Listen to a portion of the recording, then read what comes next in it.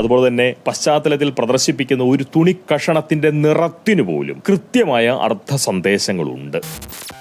പ്രേക്ഷകരിൽ എത്ര പേർ അത് മനസ്സിലാക്കുന്നുണ്ട് എന്നത് കാര്യമല്ല.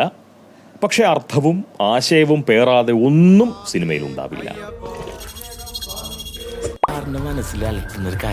എനിക്കൊരു സംശയം, നമ്മുടെ ഈ സമൂഹത്തെ സാമുദായികമായി വിഭജിക്കുന്നതിൽ, അല്ലെങ്കിൽ നമ്മൾ മനുഷ്യരെ മതസ്ഥരായി വേർതിരിക്കുന്നതിൽ കൂടുതലായും വിജയിക്കുന്നത് ചലച്ചിത്ര പ്രവർത്തകരാണോ അതോ മാധ്യമ ധർമ്മക്കാരാണോ? സാമൂഹ്യ ധ്രുവീകരണം സാധ്യമാക്കാനും സാമുദായിക സ്പർദ്ധ വളർത്താനുമായി രണ്ടു കൂട്ടരും വളരെ ആത്മാർത്ഥമായി മത്സരിക്കുന്നുണ്ട് എന്നുള്ള കാര്യം നമുക്ക് വളരെ നന്നായിട്ട് അറിയാം. അതിൽ ഇരു കൂട്ടരും ജയിക്കുന്നുമുണ്ട്. എന്നാൽ ഒരുപോലെയല്ല അവർ ജയിക്കുന്നത്. അതുകൊണ്ടാണ് കൂടുതൽ വിജയിക്കുന്നത് ആരാണ് എന്ന് പോങ്ങൻ സംശയിച്ചു പോകുന്നത്, അല്ലെങ്കിൽ പോങ്ങന് സംശയിക്കേണ്ടി വരുന്നത്. അക്കാര്യത്തിൽ നിങ്ങളുടെയൊക്കെ അഭിപ്രായം അറിയാൻ വളരെ ആത്മാർത്ഥമായ ആഗ്രഹം പോങ്ങനുണ്ട്. തീർച്ചയായിട്ടും കമന്റ് ബോക്സിൽ ആ അഭിപ്രായങ്ങൾ പങ്കിട്ടാൽ വളരെ നന്നായിരുന്നു. ചലച്ചിത്ര പ്രവർത്തകർക്ക് ആവശ്യമുള്ള പക്ഷം സാമൂഹ്യ ദ്രോഹികളാവാൻ എപ്പോഴും അവസരമുണ്ടായിരുന്നു. കാരണം സിനിമ എന്നത് സർഗസൃഷ്ടിയുടെ ഭാഗമാണ്. ചലച്ചിത്ര പ്രവർത്തകന് തന്റെ ഭാവനയ്ക്കനുസരിച്ച് കഥകൾ ഉണ്ടാക്കാം, കഥാപാത്രങ്ങളെ സൃഷ്ടിക്കാം. അതുകൊണ്ട് തന്നെ സ്വന്തം നിലയിലോ അല്ലെങ്കിൽ തീർച്ചയായും ആർക്കെങ്കിലും വശമതനായിക്കൊണ്ടോ അത്യാവശ്യം വേണ്ടുന്ന സാമൂഹ്യ ദ്രോഹം കഥയിൽ കലർത്താനോ അതല്ലെങ്കിൽ കഥാപാത്രത്തിൽ ഘടിപ്പിക്കാനോ വേണ്ടുന്ന അവസരം സിനിമ ഒരു ചലച്ചിത്ര പ്രവർത്തകന് അനുവദിച്ചു നൽകുന്നുണ്ട്. എന്നാൽ പത്രപ്രവർത്തനത്തിൽ മാധ്യമധർമ്മക്കാരന്റെ സർഗാത്മകതയ്ക്ക് യാതൊരു വിലയുമില്ല. നാട്ടിൽ സംഭവിച്ച വിശേഷങ്ങളുടെ വർത്തമാനമാണല്ലോ ഈ വാർത്ത എന്ന് പറയുന്നത്. സ്വാഭാവികമായും സമൂഹത്തിന് മുന്നിൽ വസ്തുതകൾ വിസ്തരിക്കാനുള്ള ഒരു അവകാശമേ മാധ്യമധർമ്മക്കാരന്മാർക്ക് ഉണ്ടായിരുന്നുള്ളൂ പണ്ട്. അതുകൊണ്ട് സ്വഭാവത്തിൽ ഉണ്ടെങ്കിൽ പോലും സാമൂഹ്യ ദ്രോഹം അത്രത്തോളം പ്രകടമാക്കുന്ന നിലയിൽ തന്റെ തൊഴിലിൽ അത് കലർത്താൻ മാധ്യമ പ്രവർത്തകർക്ക് പണ്ട് കഴിഞ്ഞിരുന്നില്ല. എന്നാൽ ഇന്ന് സിനിമ പോലെ തന്നെ മാധ്യമ പ്രവർത്തനവും സർഗസൃഷ്ടിയുടെ പരിധിയിലാണ് വരുന്നത്. അച്ചടി മാധ്യമ പ്രവർത്തനം സാഹിത്യ ശാഖയുടെ കീഴിലും ഈ ദൃശ്യമാധ്യമ പ്രവർത്തനം ചലച്ചിത്രകലയുടെ ഭാഗമായും അങ്ങോട്ട് മാറി. ഇന്ന് നമ്മുടെ ദിനപത്രങ്ങളിൽ വരുന്ന വാർത്തകളൊന്നും സംഭവിച്ച വിശേഷങ്ങളുടെ അതേപോലുള്ള വർത്തമാനങ്ങളല്ല. വാർത്താ സാഹിത്യകാരന്മാർ അവരവരുടെ ഭാവനയിൽ രചിക്കുന്ന ചൂട് വാർന്നുപോയ സർഗവിഭവമാണ് പത്രത്താളുകളിലൂടെ മലയാളികൾക്ക് മുന്നിലേക്ക് വന്നുകൊണ്ടിരിക്കുന്നത്.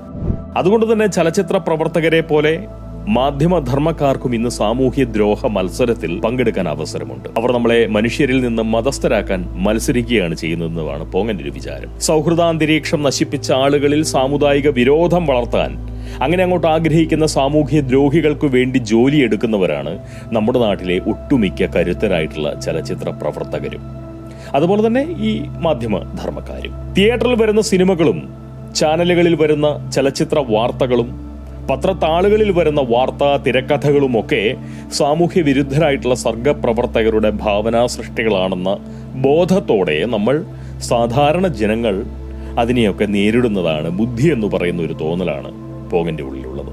സിനിമക്കാരും വാർത്താ വിതരണക്കാരുമാണ് നമ്മുടെ നാട്ടിലെ ഏറ്റവും സ്വാധീനശേഷിയുള്ള രണ്ടു കൂട്ടർ. അവർ ഏറെക്കുറെ പൂർണ്ണമായും ദേശവിരുദ്ധരുടെ അടിമപ്പട്ടികയിൽ ഇടം പിടിച്ചുകൊണ്ട് കൂലി വാങ്ങുന്നവരുമാണ്. വാങ്ങുന്ന കൂലിക്ക് വേലയെടുക്കുന്നവരെ കുറ്റപ്പെടുത്തുക എന്ന് പറയുന്നത് മര്യാദയല്ല.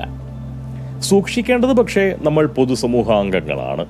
ഇവരെ കരുതലോടുകൂടി കൈകാര്യം ചെയ്തില്ല എങ്കിൽ അവറ്റകൾ നമ്മളല്ലാതാക്കും, അതും നമ്മൾ പോലും അറിയാതെ. എന്നെക്കൊണ്ട് ഇങ്ങനെ ഇപ്പോൾ പറയിപ്പിക്കുന്നത് സത്യത്തിൽ ഒരു സിനിമാ കഷണവും അതുപോലെ ഒരു ഓൺലൈൻ പോർട്ടലിൽ വായിച്ച ഒരു വാർത്തയുമാണ്. സിനിമ എന്ന് പറയുമ്പോൾ നമ്മുടെ അൻവർ റഷീദ് നിർമ്മാണവും ഷൈജു ഖാലിദ് ഛായാഗ്രഹണവും ഷഫീഖ് മുഹമ്മദ് അലി എഡിറ്റിംഗും അൻവർ റഷീദ് എന്റർടൈൻമെന്റ് വിതരണവും ഈ മുസിൻ പെരാരി, സുഹൈൽ കോയ എന്നിവർ ഗാനരചനയും സൗബിൻ താഹിർ നായക നടനവും നടത്തിയ പ്രാവിൻകൂട് ഷാപ്പ് എന്ന് പറയുന്ന സിനിമ. രചനയും സംവിധാനവും നിർവഹിച്ച ശ്രീരാജ് ശ്രീനിവാസൻ എന്ന വ്യക്തിക്ക് ആ പേരിനപ്പുറം എന്തെങ്കിലും പ്രസക്തിയോ പ്രാധാന്യമോ ഈ പ്രാവിൻകൂട് ഷാപ്പിന്മേൽ ഉള്ളതായി എനിക്ക് അഭിപ്രായമില്ല. അതെന്തായാലും ഒരു കാര്യം പോങ്ങനെ വളരെ നന്നായിട്ട് അറിയാം. ഒരു സിനിമയിലൂടെ പ്രേക്ഷകർ കേൾക്കുന്നതും കാണുന്നതുമായിട്ടുള്ള സകലതും വളരെ ശ്രദ്ധയോടെ, ആലോചനയോടെ, കൃത്യമായിട്ടുള്ള അർത്ഥത്തോടെ അവതരിപ്പിക്കപ്പെടുന്നവയാണ് എന്നുള്ള കാര്യത്തിൽ നല്ല ബോധ്യം എനിക്കുണ്ട്. ഒന്നും അബദ്ധം പറ്റി നമുക്ക് മുന്നിലേക്ക് വരില്ല. അങ്ങനെ പറയുന്നതിൽ ശകലം അബദ്ധമുണ്ട്. അപൂർവം അവസരങ്ങളിൽ ചില അബദ്ധങ്ങളൊക്കെ അബദ്ധം പറ്റി പ്രേക്ഷകർക്ക് മുന്നിലേക്ക് പ്രത്യക്ഷപ്പെട്ടു പോവാറുണ്ട്.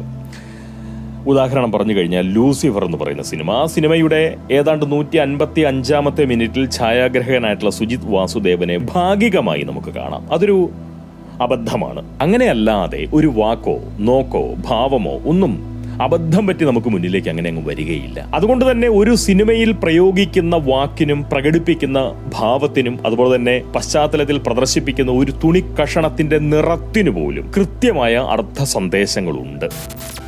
പ്രേക്ഷകരിൽ എത്ര പേർ അത് മനസ്സിലാക്കുന്നുണ്ട് എന്നത് കാര്യമല്ല. പക്ഷെ അർത്ഥവും ആശയവും പേറാതെ ഒന്നും സിനിമയിൽ ഉണ്ടാവില്ല.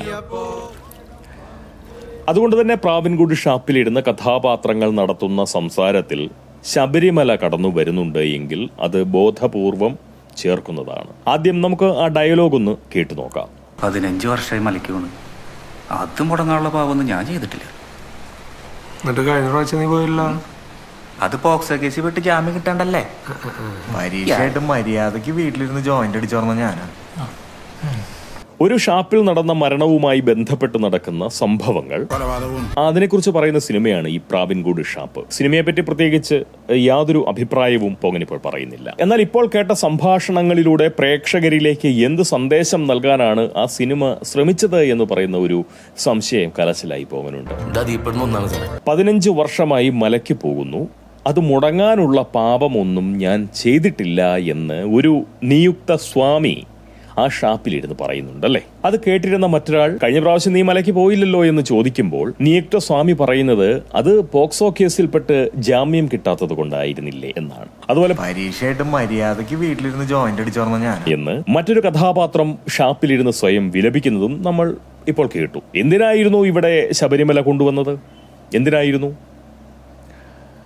പോക്സോ കേസിൽ പ്രതിയാവാൻ തക്ക സ്വഭാവ വൈകൃതമുള്ള ഒരു കഥാപാത്രത്തെ സൃഷ്ടിച്ച് അയാളെ ഒരു അയ്യപ്പ ഭക്തനാക്കി അവതരിപ്പിച്ചതിന് പിന്നിലുള്ള സർഗത്വര അതെന്തായിരുന്നു?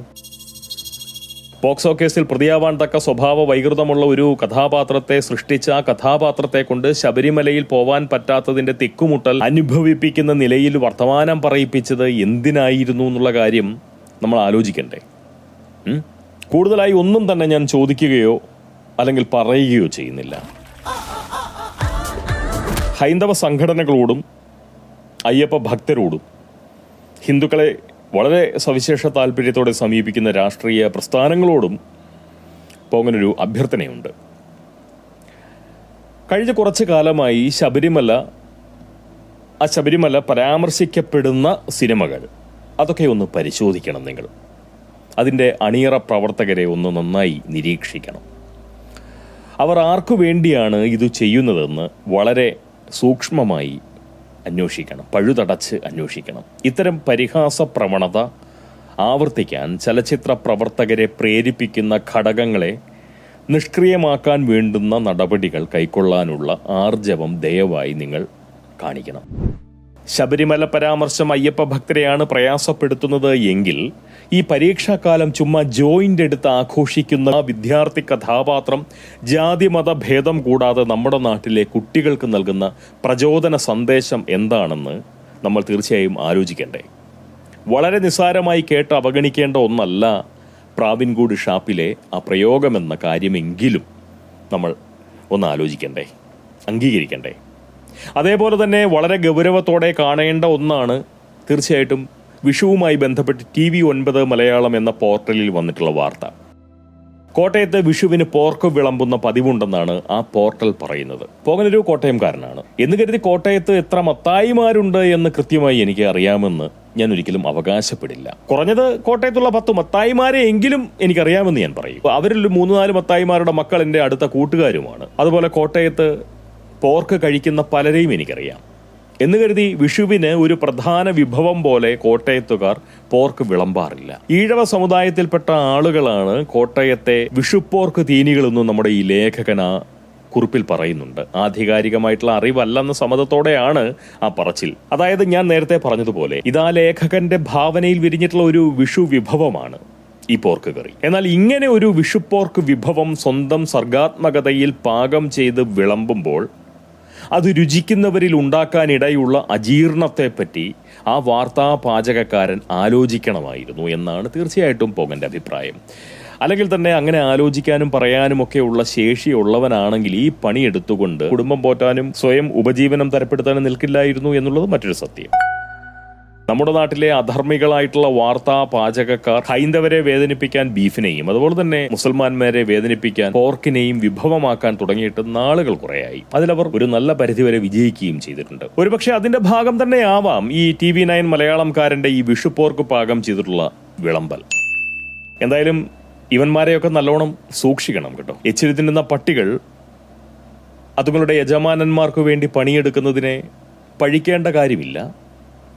ധർമ്മത്തിനും നീതിക്കുമൊപ്പം നിൽക്കുന്ന ഒരുതരം നിലപാട് സ്വീകരിക്കലിന്റെ ഭാഗമാണ് ഈ യജമാന സേവയെന്ന് അവറ്റകൾ ഭാവിച്ചാലും അത് കാര്യമാക്കാനും പാടില്ല. പട്ടികളുടെ ജനുസ് ഗുണം നൽകുന്ന ഗതികേട് മാത്രമാണ് ഈ വാലാട്ടിലും പാദസേവക്കുരയും. ചലച്ചിത്ര മാധ്യമ രംഗത്ത് കിടന്ന് സാമൂഹ്യ ദ്രോഹികൾക്കു വേണ്ടി കുരയ്ക്കുന്ന ഇത്തരം ചവാലികളുടെ സർഗാത്മക കടി കിട്ടാതെ നമ്മൾ സൂക്ഷിച്ചില്ലെങ്കിൽ നമുക്ക് പേ പിടിക്കുമെന്നും മാത്രമേ പോങ്ങിന് പറയാനുള്ളൂ. എല്ലാവർക്കും പോർക്ക് ശൂന്യമായിട്ടുള്ള വിഷു ആശംസകൾ. നമുക്കെല്ലാം വളരെ സന്തോഷത്തോടെയും സമാധാനത്തോടെയും ജീവിക്കാൻ കഴിയുന്ന സാഹചര്യം തീർച്ചയായിട്ടും പ്രകൃതി ഒരുക്കി തരട്ടെ എന്ന് ആഗ്രഹിച്ചുകൊണ്ട് പോങ്ങിനി സംസാരം ഇവിടെ നിർത്തുന്നു. 15 വർഷമായി മലയ്ക്ക് വീണ്. അത് മുടങ്ങാനുള്ള പാവമൊന്നും ഞാൻ ചെയ്തിട്ടില്ല. എന്നിട്ട് കഴിഞ്ഞ പ്രാവശ്യം നീ പോയില്ല. അത് പോക്സോ കേസിൽ വിട്ട് ജാമ്യം കിട്ടാണ്ടല്ലേ ഇയാള്. പരീക്ഷയായിട്ട് മര്യാദക്ക് വീട്ടിലിരുന്ന് ജോയിന്റ് അടിച്ചു പറഞ്ഞ ഞാനാ.